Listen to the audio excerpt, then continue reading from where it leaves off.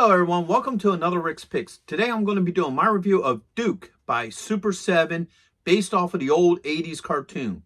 So what I'm going to do is I'm going to take a look at him in box, then I'm going to take a look at the figure and his accessories, and then I'm going to give you my thoughts on him. And just a reminder that I'm also doing a review on Cobra Commander, the Bat, and Snake Eyes from the same line. So go ahead and check those videos out too. So without any further ado, let's get to the review. So here's the packaging box for Duke.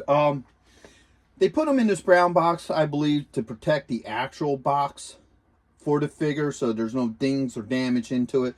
This is just pretty simple. It got the Joe logo, Duke, Super 7, age restriction, and then on this side, you get the Joe logo, Super 7, SKU, and, other legal. But the good stuff gets to this box. And that's just some beautiful packaging right there. I love how they give it that metallic green camouflage, and then it looks like it's been weathered. You got the Joe logo with the red, white, and blue. You got Duke's dog tag right there, which is really nice. You got serial number, more weathering to it. All right, here you got the Joe logo, but it's just a raised logo, no color there. A little bit more weathering, and then the top says Ultimates. All right, and this slides right off, and right here you get the figure. All right, so you got a couple heads with him. You get this beautiful clamshell that you get to see everything with them.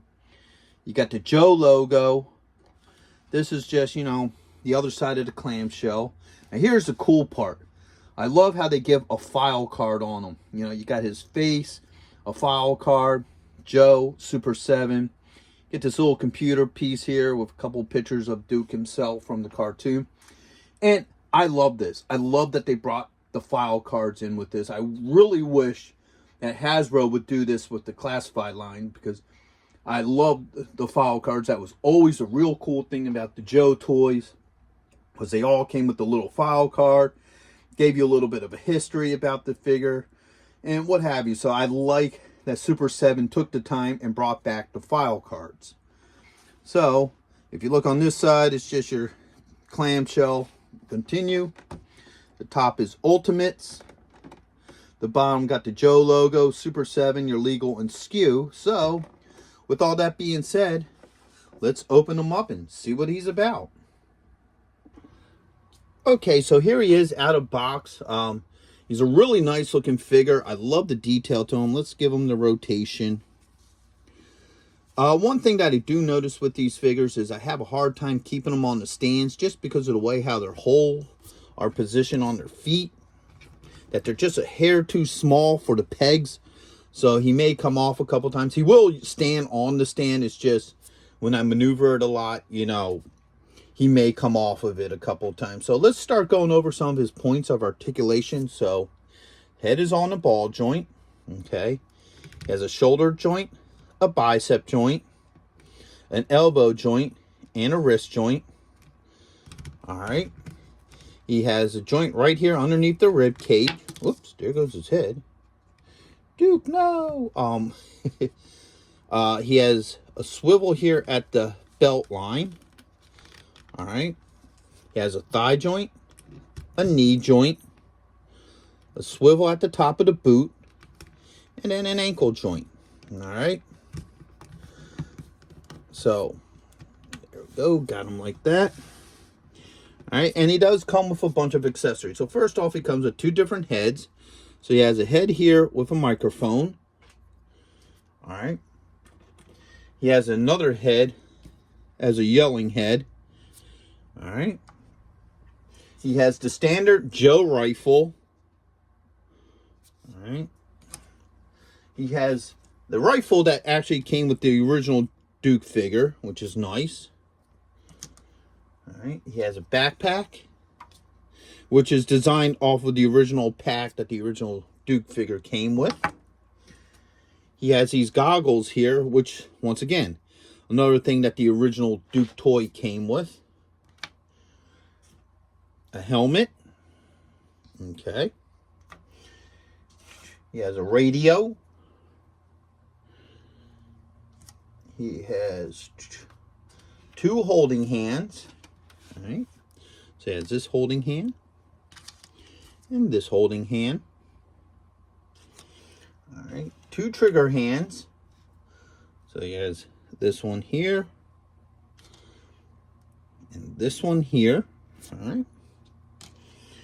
He has an open hand. All right. And last but not least, he has a pointing hand. All right. So let's see how well this stuff works with him. Hey, are you going to be in the Philadelphia area between September 9th and 10th? If so, check out RetroCon. It's affordable. They have lots of great vendors. There's going to be cosplay competitions, celebrities, and much, much more. So go ahead and check out the link in the description. And also, Samuel J. Jones is going to be there, better known as Flash Gordon. So check it out. Greg Evigan will be there, best known for BJ and the Bear, My Two Dads, and Tech Wars. And check this out, the rare Hasbro Proton Pack as a raffle prize. Now, you can't beat that. So first off, let's see the helmet. All right. There we go. The helmet pops on nice and easy. No issues with the helmet. Let's try to get his backpack on him. All right. So this arm here. Let's bend these elbows in a little bit. Makes it a little bit easier. I mean, now the thing about them doing the backpack like this is, yeah, it looks nice. It prevents, you from having a hole in his back and a peg. A little bit more of a pain to put on him, but at the end of the day, it actually looks really good on him. Spin it around, So I do like the actual factor that they have it strapped like that. I think that's a really neat thing that they did. Let's take his helmet off and his head. Now, for some reason, this head fits on really loose on him. I don't know why. I mean, it is on. It is on. It's where it needs to be. It just sits really loose. Okay. So that's something you may want to be aware of with this figure. As you can see, the binoculars fit on them. No issues there. All right. Now, one thing you're going to have to be careful with this Duke figure is this watch. There's nothing holding on that watch. So anytime you swap this hand out, that watch is going to come off. So what I'm going to do with all the demonstrations, I'm going to use the other hand just so I don't have to play around putting the watch on every time I take a hand off. All right, so let's start with this hand. All right. All right, that comes off. Let's do the trigger hand. All right. So let's see how well these guns fit in his hand. So let's do this rifle first. All right. That fits in pretty easy. No issues there. He holds it pretty good. Sits nice and snug in the hand. All right. Let's take that out. Let's do the standard rifle. All right. So there we go. As you can see, that rifle fits in there. Now, for any of you who don't know why I'm calling this a standard rifle, in the G.I.Joe series, basically all the Joes had this style rifle. I think it's loosely based off of an M1. I'm not exactly sure. So all of them had this rifle. That was the standard rifle for all the Joes. I guess that might have been something that made the animation easier instead of having everybody have their own individual weapons. I think it might have been easier to animate the same rifle over and over again. So that is my thoughts to why they all had the same gun. So now let's try this hand. And this is meant to hold his radio. See how well the radio fits in that hand. All right. Really loose. All right. It will sit in there. It's a very loose fit. As you can see, it keeps falling out, but I'm sure once you get it set in there, however you want them to hold it, obviously not that way. Let's tilt the wrists So I think they could have made this a little bit tighter if it was meant for this radio. So as you see, it keeps on wanting to fall out. I think what I'm doing is I'm going to bend the fingers a little bit more. So yeah, even bending the fingers, there we go. And hold it a little bit better that way. You bend the fingers a little bit, but it don't sit in there all that great. I mean, it does. I'm sure if you play with it a little bit more, it could probably sit in there a little bit better, but you know, that's a hard sell. Now, what these hands might also be able to do is also hold this.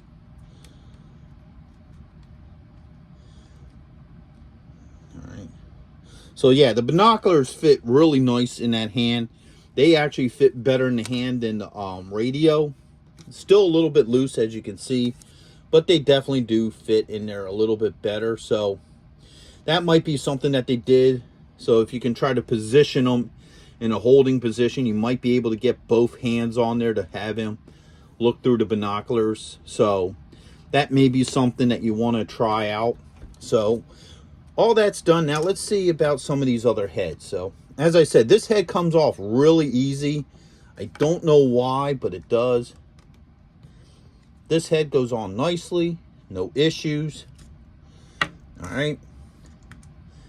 And this head is also on nicely, no issues. So each of the different heads, you know, work with them. Overall, I think he's a good solid figure.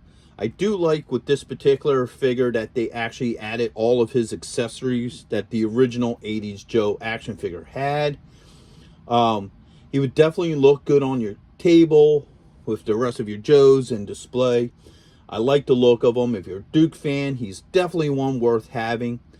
Probably the only issue I have with him is that the radio really doesn't fit well in the holding hand, which is not a big deal, and that I think maybe the watch should have been, you know, molded to the arm or on there a little bit more solid, because like I said, and here, I'll even show you here now. If I take this hand off, this watch comes off very easily. Okay, so that's something to be aware of anytime you exchange these hands, is that that watch will slide off easily. So overall, I liked him. I think he was great. And yeah, I would recommend this figure to go with the rest of your collection. So with that being said, I hope you all did like this video. If you did, go ahead and hit a thumbs up. If you're not subscribed yet, go ahead and subscribe. It's a small click for you, but it really helped this channel grow. So until the next one, late.